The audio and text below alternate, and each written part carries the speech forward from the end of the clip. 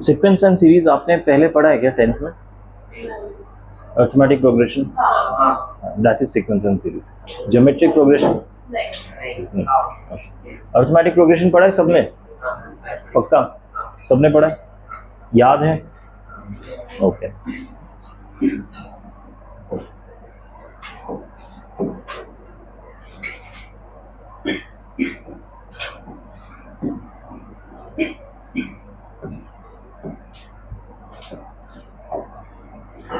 Actually क्या होता है ना, एक तो सीक्वेंस और सीरीज में डिफरेंस क्या होता है.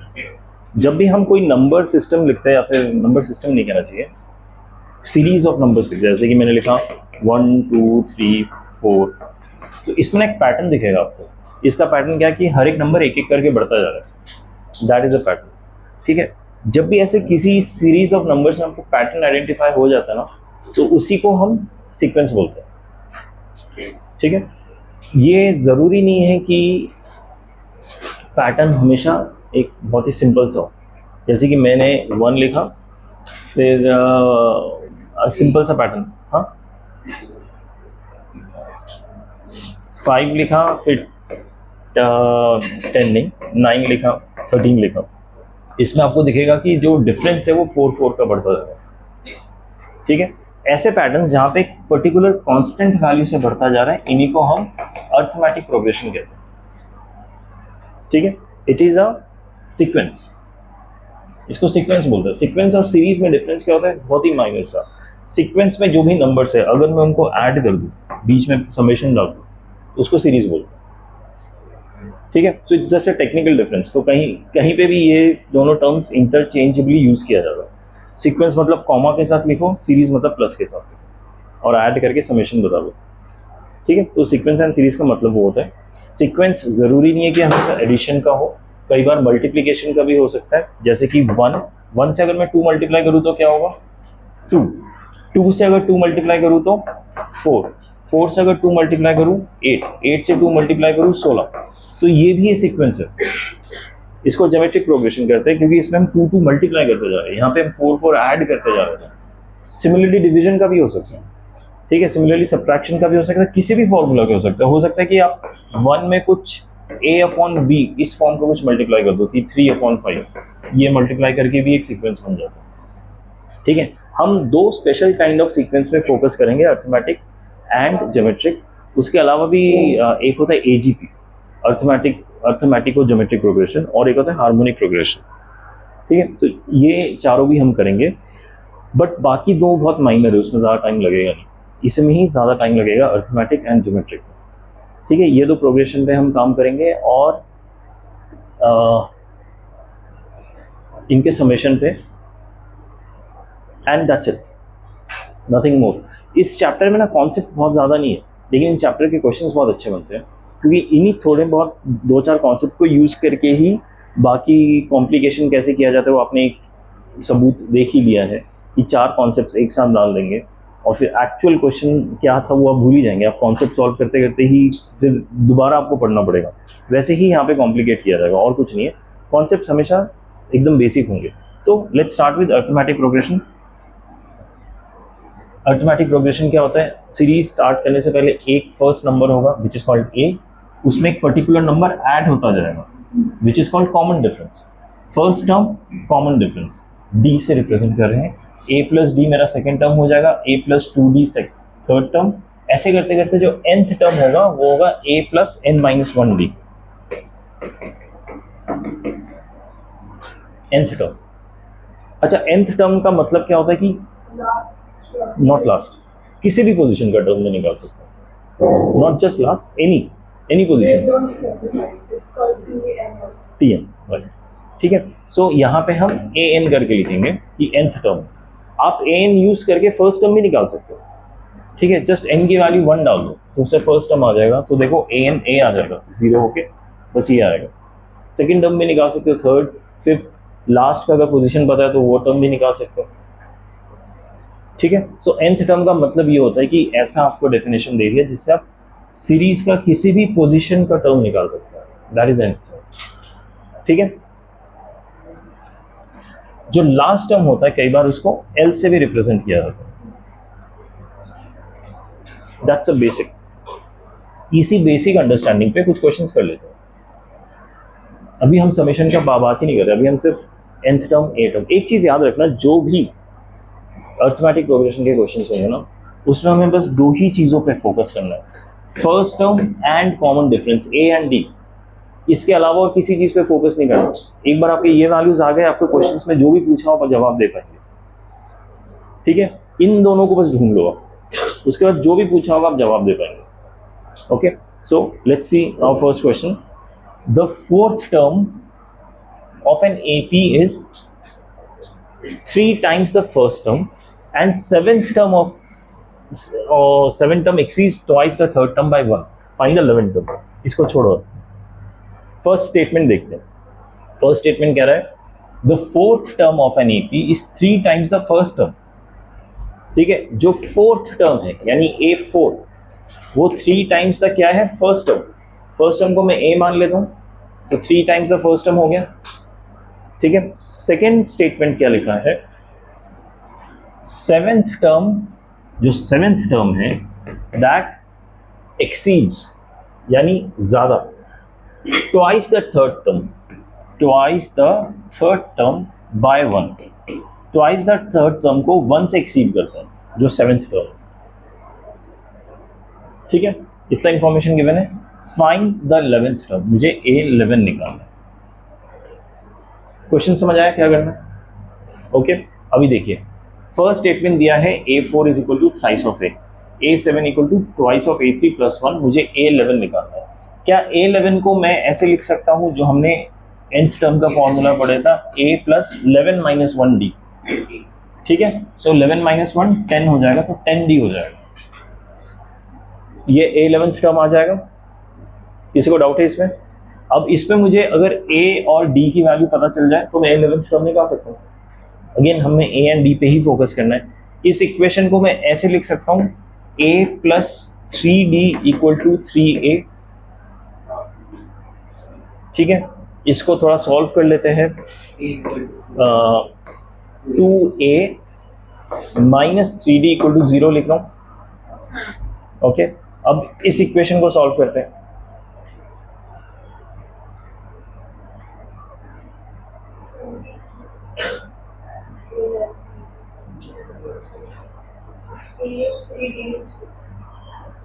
क्या नहीं समझ आया?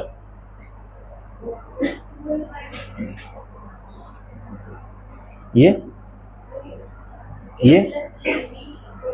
A को उधर लेके गया 3A माइनस है 2A, इसको भी उधर लेके गया 3D।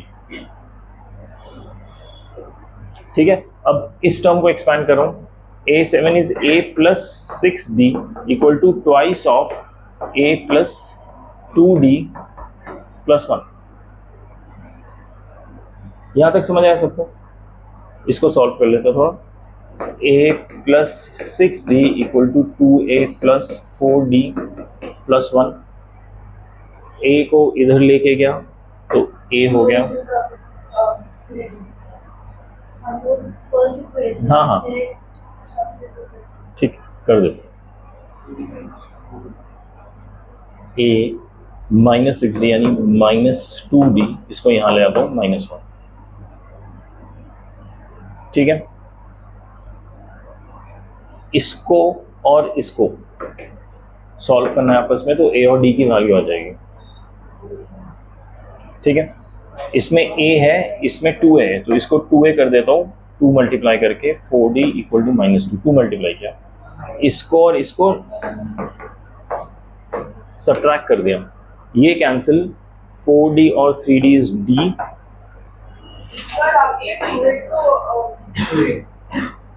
ये मैंने इक्वेशन लिखा, उसके बाद 2 मल्टीप्लाई किया।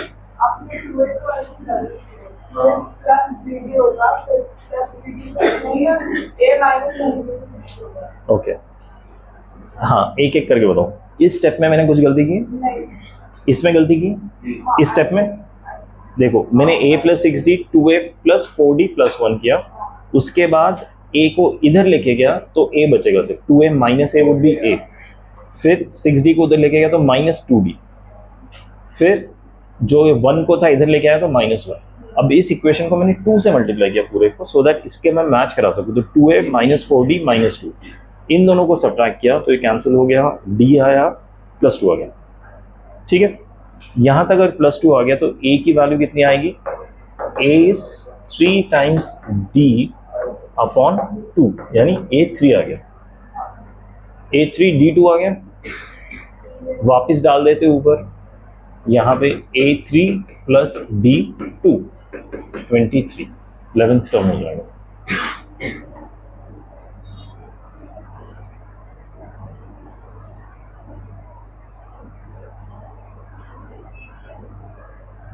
समझ आया सबको?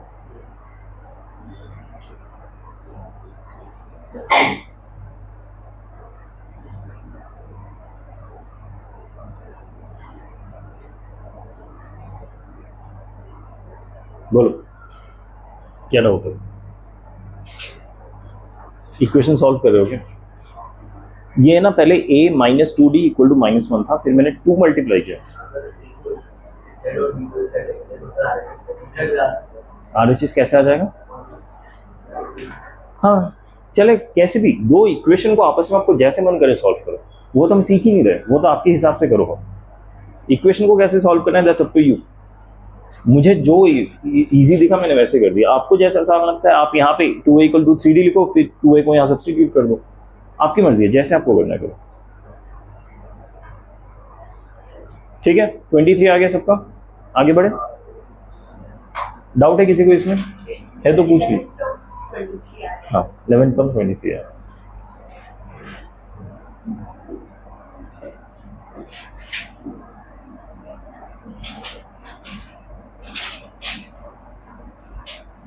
ठीक है, अब ये क्वेश्चन देखिए, आराम से पढ़िएगा, बहुत ही आसान question. If a1 a2 a3 and b1 b2 b3 are AP, दो अलग अलग AP है, a1 a2 a3 करके, एक b1 b2 b3 करके। उसमें इंफॉर्मेशन गिवन है a1 = 2, a10 = 3। अच्छा एक काम करो, a1 = 2 और a10 = 3 है, यहीं पे भूल जाओ। क्या यहाँ से मैं a और d की वैल्यू निकाल सकता हूँ? फर्स्ट सीरीज की वैल्यू निकाल लो पहले, बात का बाद में देखते हैं। a1 = 2, ये तो लो फर्स्ट टर्म गिवन ही है। ठीक है, a10 = 3, a10 क्या होगा? a1 प्लस 9 टाइम्स d, इसको d1 लिख लेता हूँ। ठीक है, 9 टाइम्स d1। a1 मुझे ऑलरेडी गिवन है 2 प्लस 9 टाइम्स d1, 1 आ गया तो d1 हो गया 1/9। तो फर्स्ट सीरीज के मुझे सब कुछ पता चल गया, ए बी और डी बी, तो बाकी नंबर्स भी पता चल जाएंगे। हाँ उसमें आता होगा। फर्स्ट सीरीज में हो गया, सबका समझ आ गया। अब देखते हैं आगे का information. a1 b1 = 1 = a10 d10, ये भी गिवन है।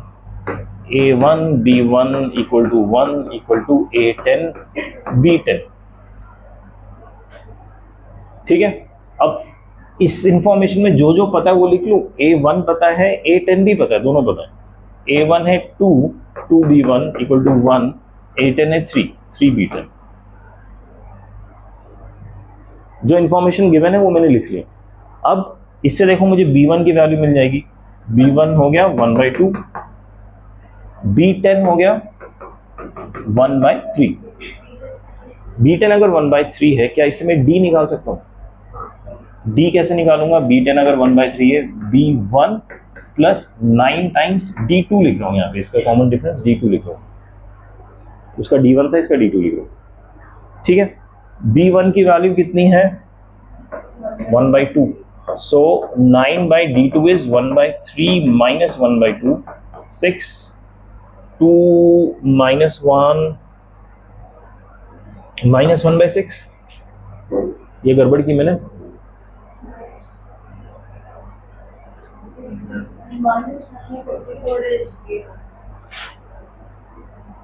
हाँ ठीक है, बट यहां तक सही किया कि नहीं, चलो ये बताओ।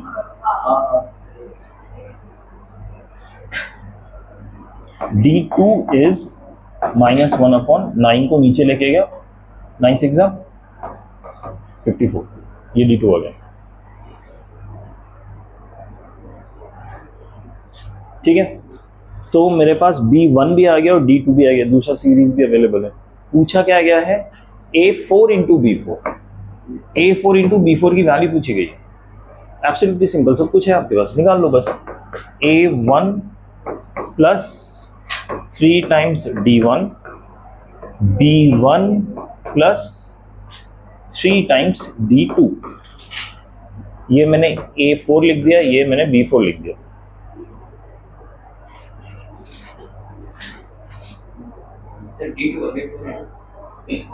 -1/54।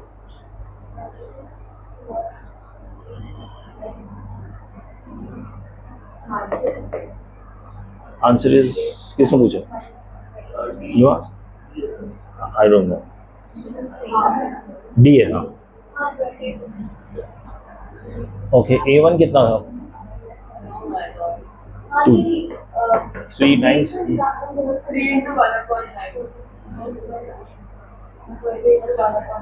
ओके।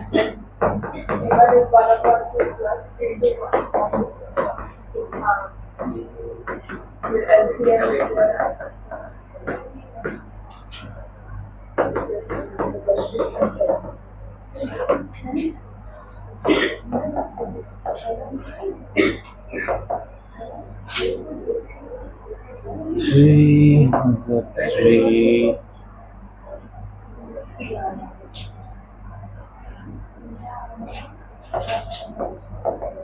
वो 4 में लाएगा, सेकंड ब्रैकेट 4 में लाएगा, तो 4 ब्रैकेट 7 में लाएगा,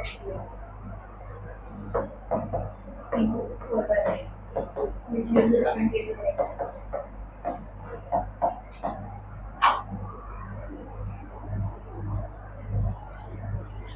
आराम आराम से समझो, आराम आराम से करो, बढ़ो आगे, टेक योर टाइम। कोई ऐसा स्टेप है जो नहीं समझ आ रहा है? हाँ हाँ हाँ हाँ,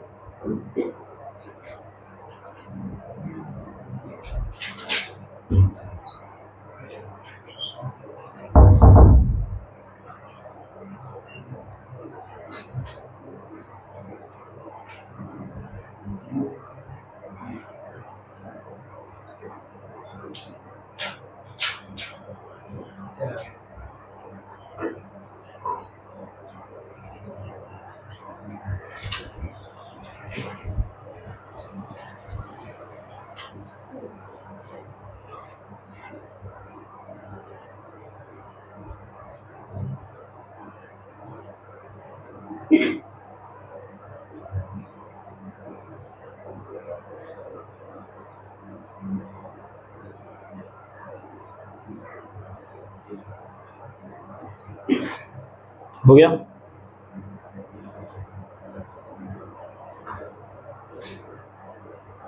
समझ आ रहा है?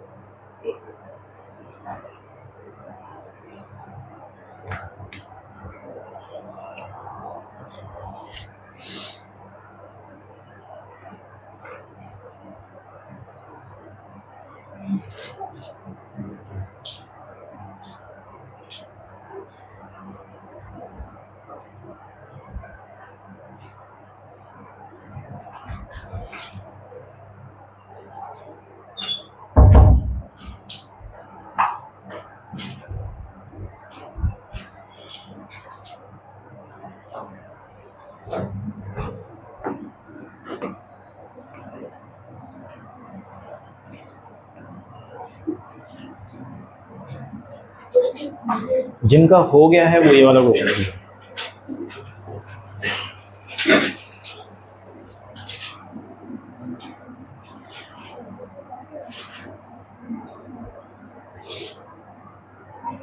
अगेन मैं एक ही चीज कहूंगा, ए और डी पे ध्यान रखिए।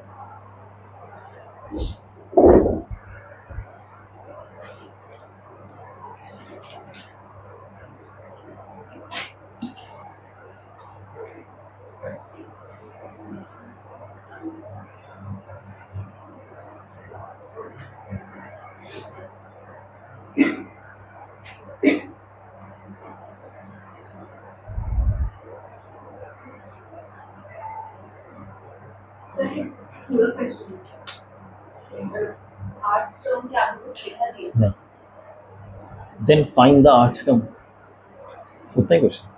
पीएथ टर्म गिवन है, क्यूएथ टर्म गिवन है, आर्थ टर्म निकालना है। नहीं समझा क्वेश्चन? अच्छा, इसका प्रीवियस क्वेश्चन सबका हो गया? ओके, अभी क्वेश्चन में आपको वर्बली समझा दो, क्वेश्चन करना कैसे वो नहीं समझा रहा। पढ़ा जा रहा है सबसे, is it readable from there, from buying? Okay, एक सीरीज है, ठीक है, एपीए अर्थमेटिक प्रोग्रेशन, उसका जो पीएथ टर्म है, जैसे फर्स्ट टर्म होता है, सेकंड टर्म होता है, वैसे पीएथ टर्म पे पोजीशन पे जो टर्म है, पीएथ टर्म उसकी वैल्यू क्यू है, उसका आंसर क्यू है, और जो क्यू पोजीशन पे यानी क्यूएथ टर्म उसका आंसर पी है, उसका वैल्यू पी है। अब पूछा जा रहा है आर्थ पोजीशन पे, आर्थ टर्म जो है उसका वैल्यू बताओ। ओके, थोड़ा सा मैथमेटिकली लिख देता हूँ। पीएथ टर्म के पोजीशन में जो वैल्यू है उसको क्या मैं ए पी लिख सकता हूँ? पीएथ पोजीशन पे जो है, ठीक है, ए पी का वैल्यू मुझे गिवन है, Q is given. Similarly A Q भी गिवन है जिसका वैल्यू है पी। आपको निकालना है ए आर, सिंपल, कुछ नहीं। इसमें 1 2 3 4 10 की जगह पी और क्यू दिया हुआ, वेरिएबल्स दिए हुए और कुछ नहीं, अननोन कॉन्स्टेंट्स। अगेन वही, ए निकालो, डी निकालो, इसमें डाल दो, आंसर आ जाएगा। इसको मैं ऐसे लिख सकता हूँ, first term a plus पीएथ position पे है यानी p -1 डी, ठीक है, ये हो जाएगा a प्लस क्यूएथ पोजीशन पे है q -1 डी। अब दो इक्वेशन यूज करके a और d की वैल्यू निकाल सकते हैं, उसको यहाँ डाल दो, a प्लस rth पोजीशन पे है r -1 डी, यहाँ पे डाल दो, आ जाएगा आंसर। क्या? हाँ नहीं, ये तो हमारा स्टैंडर्ड nth पोजीशन का टर्म है, a plus n -1 into D, तो n की जगह यहाँ पे p पोजीशन है तो p -1 बस।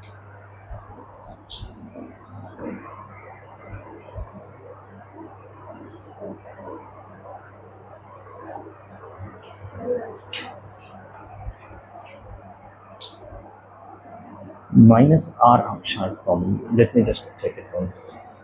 हाँ, राइट,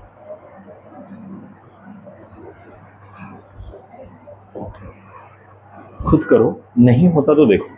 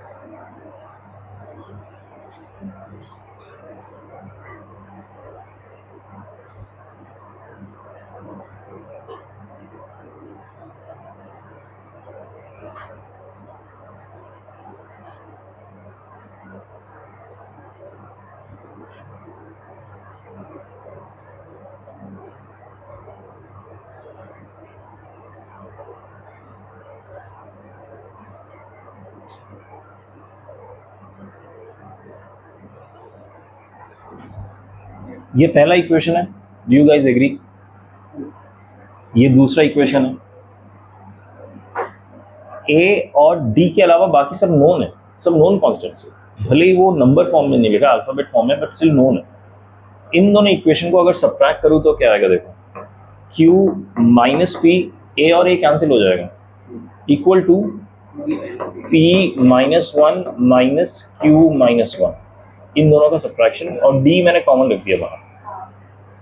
ओके, ये स्टेप समझ आया, इन दोनों इक्वेशन को सब्ट्रैक्ट किया। ओके, तो ये प्लस वन हो जाएगा, ये कैंसिल, d की वैल्यू इससे आ जाएगी q minus P divided by p minus Q. ठीक है, यू गाइस एग्री?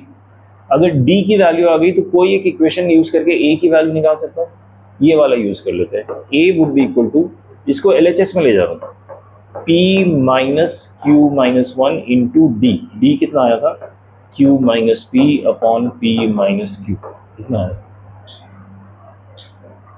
हाँ या ना? LCM लेके सॉल्व करूँ, LCM लूंगा तो ये p से मल्टीप्लाई हो जाएगा, यानी P square minus P cube, इस ब्रैकेट को खोल रहा हूँ, माइनस क्यू स्क्वायर, ये हो जाएगा minus P cube plus P cube minus यानी प्लस क्यू, ये प्लस हो जाएगा प्लस पी का minus P divided by P minus Q. अब ये देखिए, ये जो फ्रैक्शन में हो रहा है सब, ये सब आपको फटाफट सीखना पड़ेगा, ये सब में आपको प्रैक्टिस करना पड़ेगा। ठीक है, अब क्या कैंसिल हो रहा है, ये कैंसिल हो रहा है, और कुछ कैंसिल हो रहा है क्या, P square minus Q square P में,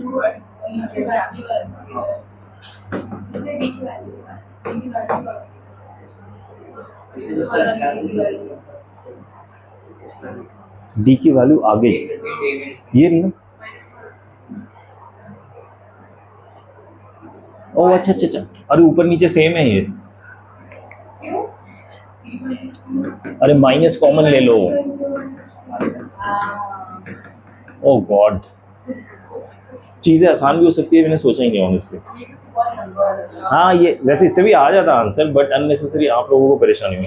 so let me do one thing, अब जब डी की वैल्यू इतनी अच्छी आ ही गई है, तो यहाँ से मैं फिर से कहाँ गया, इसको मैं यहाँ पे माइनस वन करके लिखता हूँ, ए इज पी माइनस, इस पूरे वैल्यू को मैं माइनस वन लिखूँ, Q minus one into minus one, so this becomes plus q minus one, plus, हाँ प्लस क्यू माइनस वन, ये डी की ए की वैल्यू आ गई, राइट राइट। अब यहाँ से मैं निकालूंगा a rth term, a plus r minus one into d, a की वैल्यू है p plus q minus one, d की वैल्यू माइनस वन है, तो यहाँ पे माइनस लिख रहा हूँ, r minus one, p plus q minus r, ये वन और ये वन कैंसिल हो जाएंगे। ठीक है, नॉट दैट डिफिकल्ट, आराम आराम से हो गया। The only thing is numbers की जगह अल्फाबेट्स। ओके, चलिए आगे बढ़ते हैं।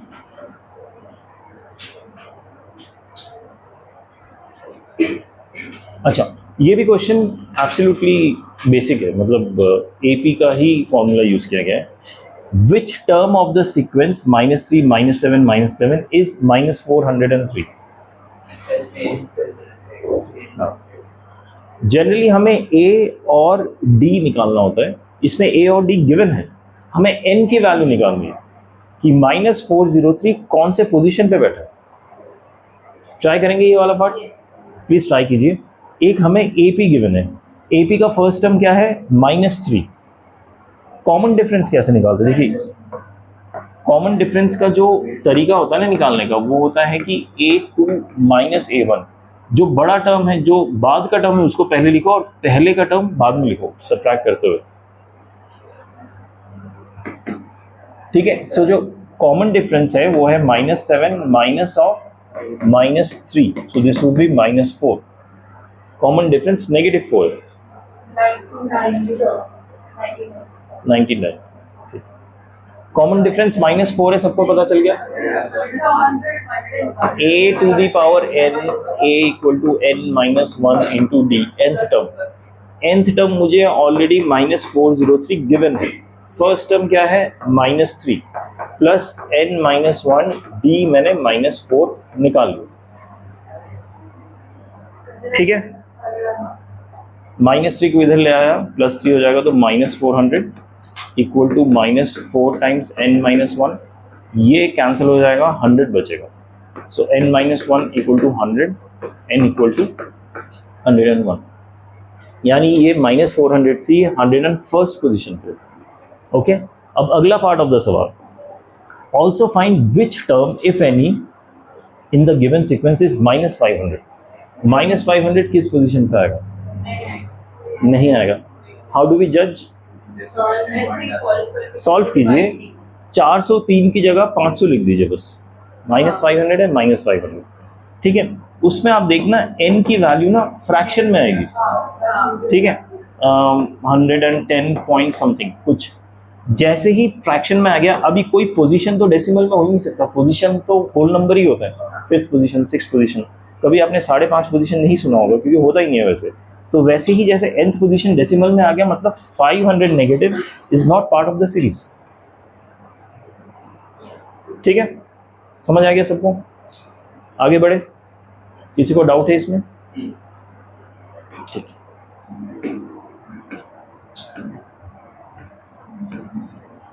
अब ये वाला देखिए, nth पोजीशन का टर्म निकालने के लिए a plus n minus 1 into D, ये तो हमें पता ही है।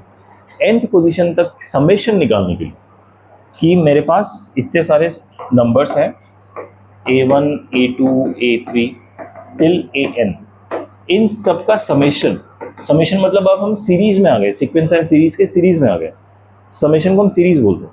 तो इस सीरीज का अगर समेशन लेते हैं तो उसका फॉर्मूला होता है n/2 मतलब कौन से पोजीशन तक का समेशन, nth पोजीशन तक का समेशन। 2a, a की जगह 2a हो जाएगा, n-1d वैसे ही रहेगा।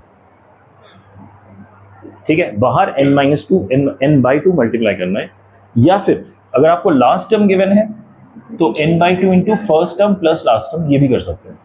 ये वाला जो वो है ना, ये आपको इन जनरल मैथ्स में बहुत यूज आता है। ठीक है, जरूरी नहीं सीक्वेंस एंड सीरीज के बेस पे क्वेश्चन में यूज है, लेकिन कहीं पे भी बहुत जगह देखना आपको 1 2 3 टिल 100 तक का समेशन निकालना, तो ये वाला आप यूज कर सकते हैं। आपको पता है ये कॉमन डिफरेंस इसका 1 है, उसकी जरूरत भी नहीं है बाय द वे, बस इतना जरूर ध्यान देना कि अर्थमेटिक प्रोग्रेशन बन रहा है कि नहीं। अगर बन रहा है, आपको पता है, first term last term add कीजिए, n/2 से मल्टीप्लाई कर दीजिए। ठीक है, लेकिन ऐसी सीरीज में n निकालना पड़ेगा पहले आप, कितने टर्म्स है। ठीक है, एक आध क्वेश्चन देख लेते हैं इसके लिए। This are pretty straightforward questions actually.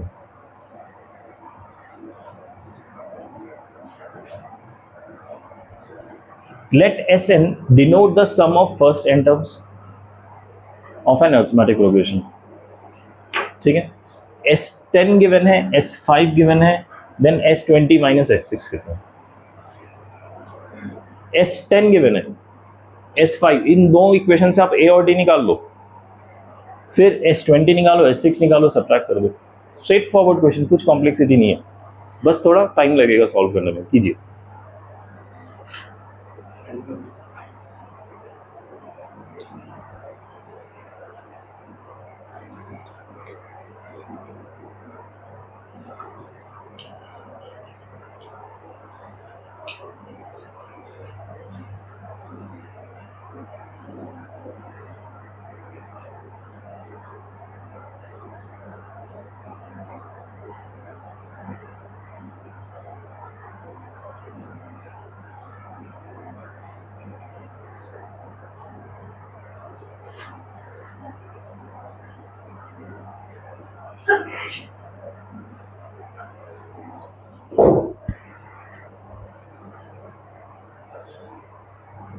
आप लोगों को समझ भी आ रहा है कि चल क्या रहा है क्लास में?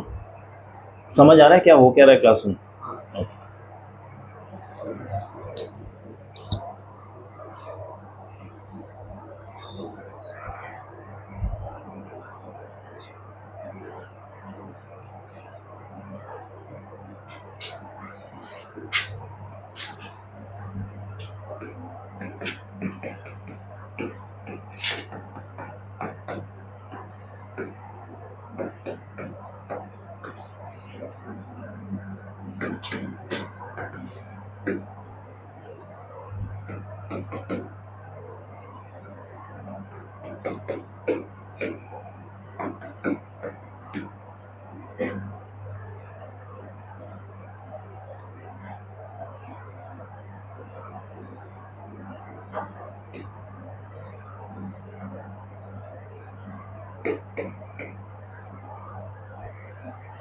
हाँ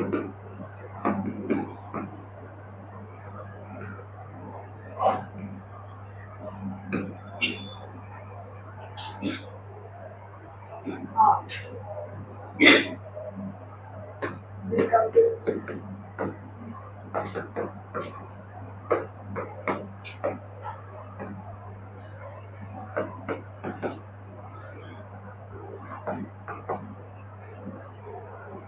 D comes as what? yes 10.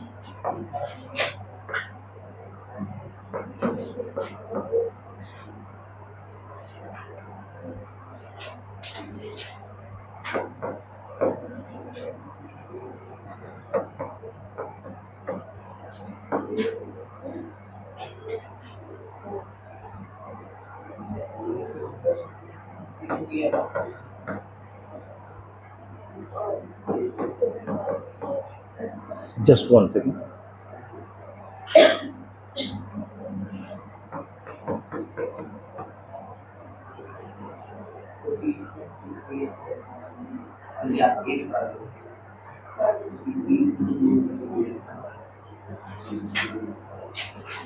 $53. Oh man. Oh man. 56 है, 28 इंटू 2 56 है. इसको लिया मैं. पहला वाला में 106 आ रहा है, उसका आपने आधा कर दिया होगा 53. नहीं.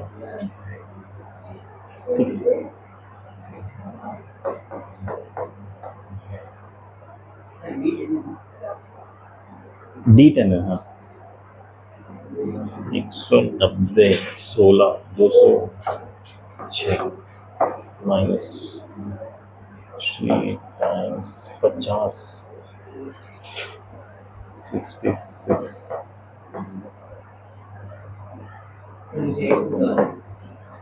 A8 आना चाहिए, A2 आ रहा तो कैलकुलेशन मिस्टेक किया. 18 190.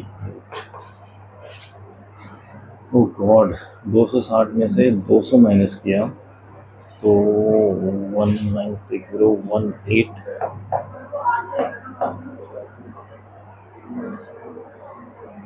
कैन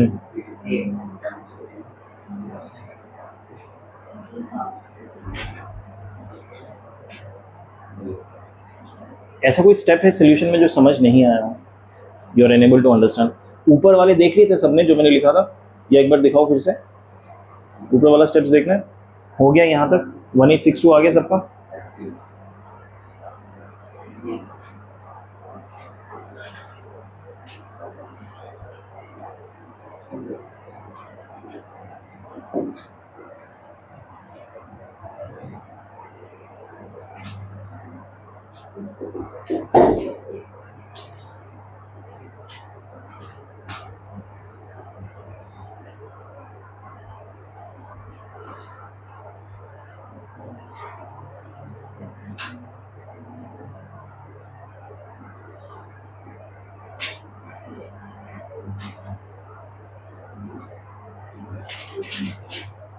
ठीक है, एक बार होमवर्क समझ लेंगे सब. NCERT sequence and series 9th chapter है शायद, या 8th चैप्टर, 8th या 9th को एक चैप्टर होगा. उसका जो फर्स्ट एक्सरसाइज है वो करना है सबको. NCERT का first exercise. Second homework for CBSE guys, कौन सा बुक है? RD शर्मा. RD शर्मा का जो फर्स्ट एक्सरसाइज है लॉट्स का, वो करना है. ठीक है. एंड फॉर मेंस मॉड्यूल का फर्स्ट एक्सरसाइज चेक पॉइंट 1. ठीक है, सबको समझ आ गया होमवर्क? वैसे तो मैं सजेस्ट करूंगा सीबीएसई वाले भी अगर check point 1 at least you can look into it, because वो एनीवेज हमें क्लास में करना है, those are not difficult questions, ठीक है। सो एनसीईआरटी सबको करना है, RD Sharma CBSE first exercise lots वाले क्वेश्चन एंड मॉड्यूल का चेक पॉइंट 1, मेंस वालों को तो करना ही है, हो सके तो आप भी कीजिए CBSE.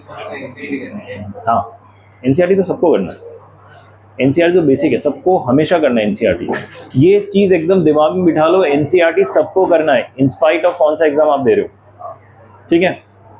Okay, any doubt in this, can I switch it of? Okay thank you. आपको रिकॉर्डिंग पॉज कर देंगे, स्टॉप कर देंगे।